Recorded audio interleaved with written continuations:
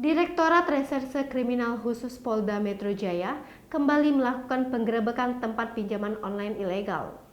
Kali ini, lokasinya di sebuah rumah kosan bernama Yeyen di Jalan Tawangmangu, RT 12 RW 03, Kelurahan Kedaung Kaliangke, Cengkareng, Jakarta Barat.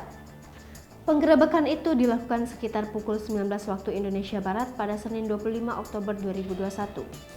Berikut sejumlah fakta dari penggerebekan pinjol ilegal yang bermarkas di kos-kosan. 4 orang diamankan. Direktur Reserse Kriminal Khusus Polda Metro Jaya, Kombes Pol Aulian Syah Lubis mengatakan pihaknya mengamankan 4 orang. Mereka terdiri dari 2 perempuan dan 2 laki-laki.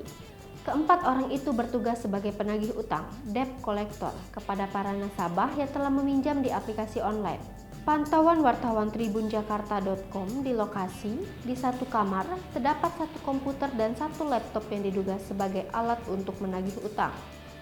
Terlihat 2 orang pelaku pria duduk menghadap komputer dan laptop sembari dimintai keterangan oleh penyidik. Mereka diperkirakan sudah beroperasi sebagai penagih pinjaman online sekitar 5-10 bulan lalu. Auliansyah melanjutkan, pihaknya mendapatkan info tempat pinjol ilegal ini dari laporan warga yang menjadi korban pinjol via media sosial. Warga itu menyampaikan keluhannya yang diminta harus membayar tagihan bunga tinggi. Pihaknya kemudian menindaklanjuti aduan masyarakat itu.